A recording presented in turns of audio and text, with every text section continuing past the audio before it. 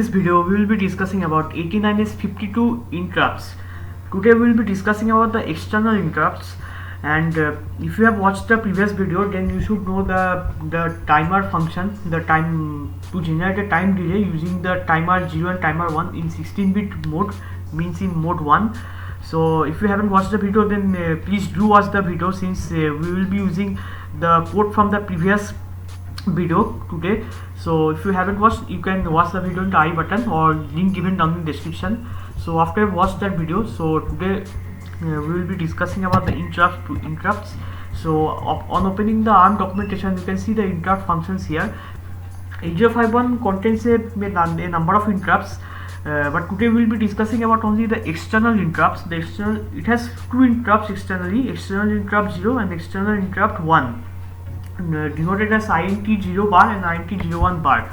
On observing datasheet, you can move at the pinout section to see the pin locations. Here you can see the P3.2 is the INT0 bar and the P3.3 is the INT1 bar. So now what can external interrupt do? What is the need of it? Suppose you have a sensor, and the sensor can generate a signal of high or low depending on the proximity. Suppose you are using an IR proximity sensor, and it can generate either a high or low signal. Now your microcontroller is doing some other tasks, and suppose if at one point of time the sensor will generate a high or will generate high signal on close proximity. So if you continuously using polling to check that bit, that whether this bit is high or low, and you need to do some functions corresponding to it, but you need not do such a thing by continuously checking that bit even if the bit is not high.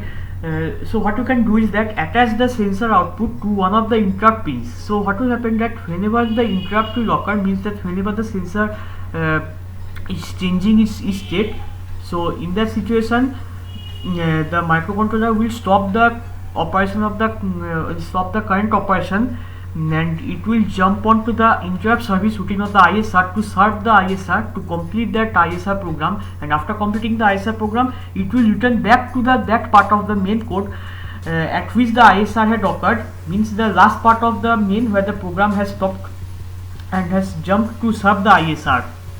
The microcontroller always stores the program counter address at that point of time when the ISR had occurred. The microcontroller will always store the program counter contents, and then it will serve the ISR. And after completing the ISR, when it will return to main again, it will use that stored contents of the program memory, and then therefore it will continue from the remaining part of the main where it has stopped.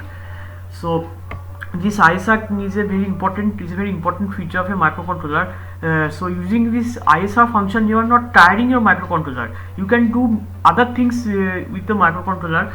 So you need not to check repeatedly in an infinite while loop to check the bit whether it is turned high or low. You can use the interrupt function rather to serve that ISR whenever an interrupt is triggered.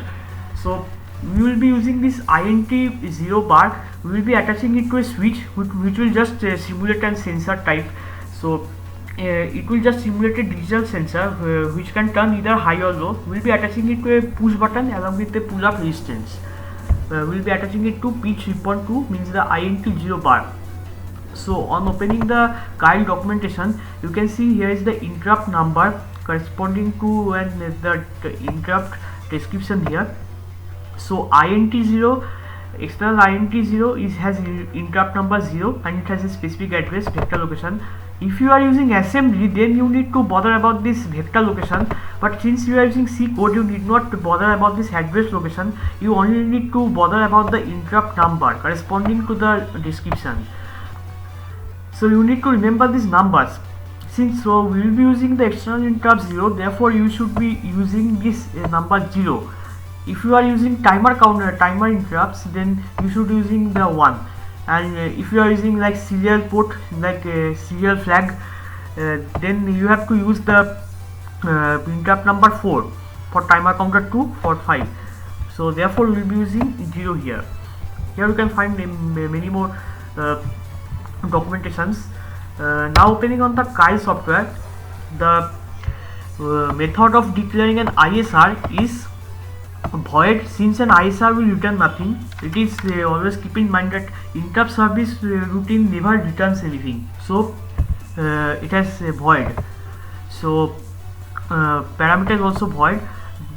This is the name of the ISR. It can be any name you may like. We have used the name blink here. It can be any name you may like.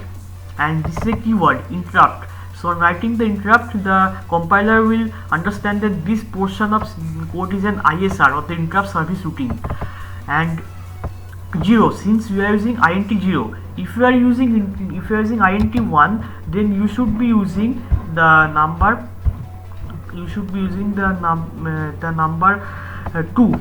If you are using int 1, then you should be writing 2 in place of 0. So this is the syntax of writing an ISR, and this section of code is to be written within curly braces. So what we will do is that I will just toggle an LED 5 times with a certain delay.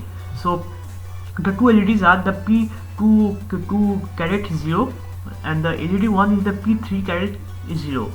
So I have used timer 0. Timer 0 with 5 parameter means 25 into 5 milliseconds of delay, therefore 125 milliseconds delay.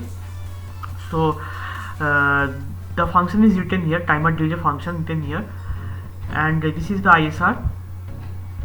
On the main side, you have to declare some of the bits as high or low, and we will be seeing the registers. So we will be using the same PDF from the previous video. The link will be given in description. So on moving to interrupts, you can see the interrupt enable register of the IE register. So this EA is the global interrupt. So this should be set to 1 if you want to use any kind of interrupts. If you want to use any kind of interrupts, then you should be setting this bit. If you have not set this bit and you have enabled individual enable bits, then this will not work. This is the global enable for all interrupts. So set EA to 1. Then I am using timer 0. So you should be setting EX0 to 1. EX0 enables or disable external interrupt 0. All the other enabled bits are for the individual interrupts. So for example, ET2 is for the timer 2, ES is for serial port, ET1 is for timer 1, EX1 for external interrupt 1, and ET0 for the timer 0 overflow interrupt. Since we will be using only the external interrupt 0, so we will be using EX0 to 1. User software should not write 1 to reserve bit, so do not write 1 to this reserve bit. And moving below, you can see the programming external hardware interrupts. There are two external hardware interrupts in 8050, 90 and 91. These two can be either level triggered or edge triggered. Level triggered is that it will determine the signal level, whether the signal is high or low. Since these are low level interrupts, therefore it will detect when the signal at the INT 0 bar is turned low. So when you set it to low level interrupt, then it will trigger the interrupt whenever a low level signal is applied to them. This is level triggered, and it will trigger the interrupt when a low level signal is applied to them. Since you can see on the data sheet that it is written as bar. You can see in the data sheet it is written as a bar. So that's the reason. Anyway, you can see the functioning diagram here, and if it is edge triggered, then it will determine the falling edge. Since it is bar, so it will determine the falling edge interrupt. So you can see the falling edge here. When edge triggered, it is used as a falling edge interrupt. The low level signal at the INT pin must be removed before the execution of the last instruction of the ISR rate I, otherwise another interrupt will be generated. Rate I, you may know, is used in the assembly language. It is used in the ISR section. At the very last command of the ISR section is the rate I. So the edge triggered interrupts, upon, as they said before, upon reset they make the low level interrupts. To make them edge triggered, we must program the TCON register. Reticon register holds among other bits the IT0, IT1 flag that determine the level triggered or edge triggered mode of the hardware interrupts. So in Ticon is actually used for timer control, but these are for only the 4 bits here. The rest of the 4 bits are actually for the interrupts. These are for the external interrupts. So IT0 is the interrupt 0 type control bit set or cleared by the software to specify falling edge or low level interrupt.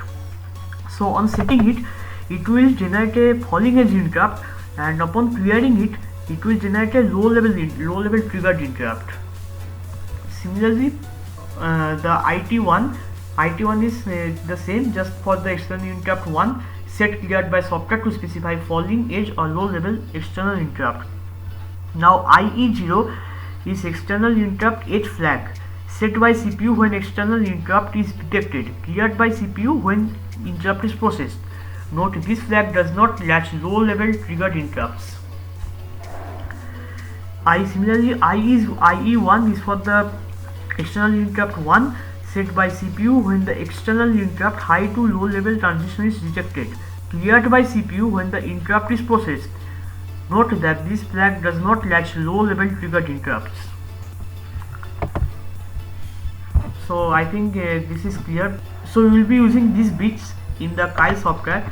So IT0 equal to 1, therefore falling edge interrupt.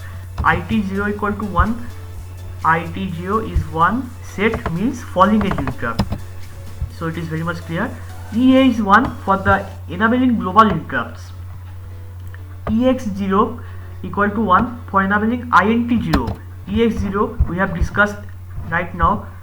EX0, let's go to here. EX0 enables or disables external interrupt 0. So it is enabled. Now LED is turned to high on entering the main code. Other one is turned off. Now in the while loop, the thing it will do is that it will continuously toggle the other LED. In the ISR we have LED 1. In the main loop we have in the main infinite loop we have the LED, means the other LED. It will blink at a rate of 500 milliseconds, since 20 to 25 milliseconds equal to 500 milliseconds.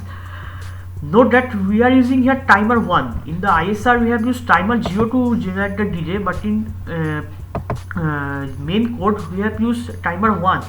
So but why we have used such a thing? We may have used only timer 0 for both the cases, but there is a catch. We are using the delay function both in the ISR as well as the main. So suppose you have used timer 0 for both the cases, both in the main as well as in the ISR.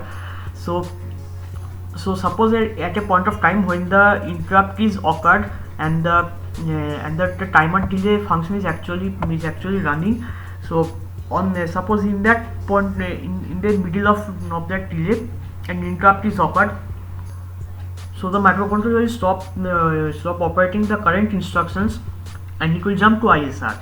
So if you have used the same timer, so if you have used the same timer 0, so the contents of that counter will be altered.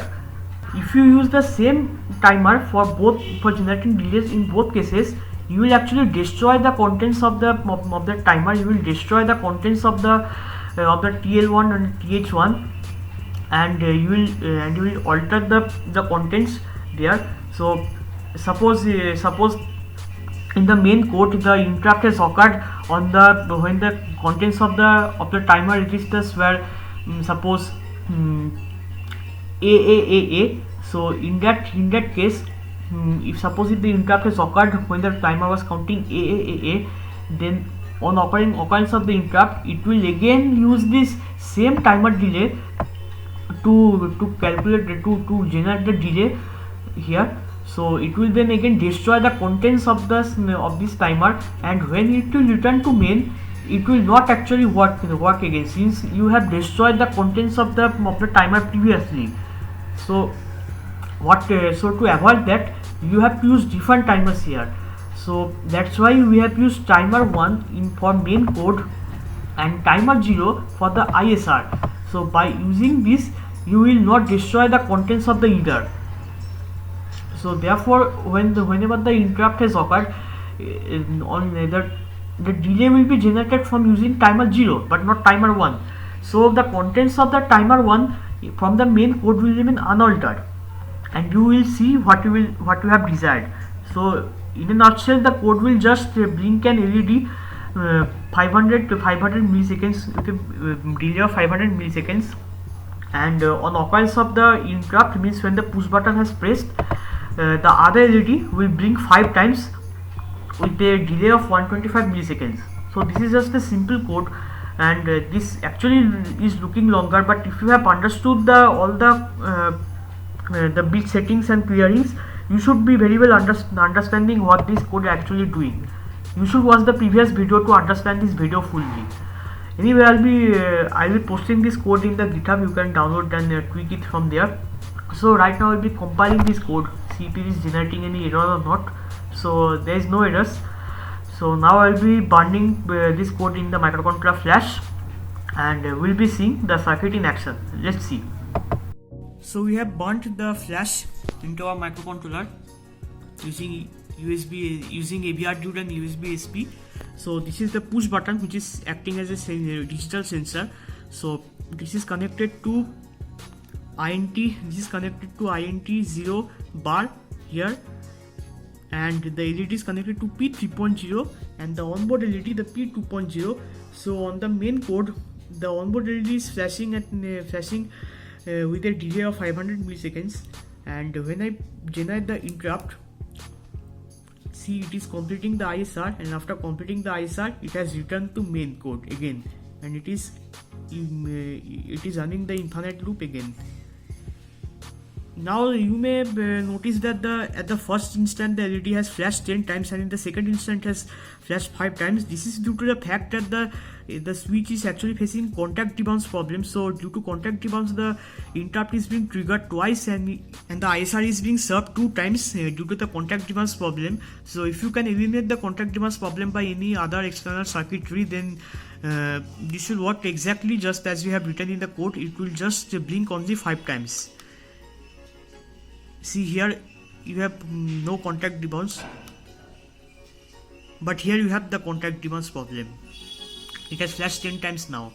On previously it has flashed 5 times. So this is the contact debounce problem. You should eliminate that when you are using any commercial product. So I think you have understood the point we have discussed in this video. So for any confusions, you may write those in the comment section. I will definitely try to sort them out and will help you at my best. So thank you for watching this video. If you like this video, please like, share and subscribe, and please hit the notification bell for getting notification of our future videos. Thank you.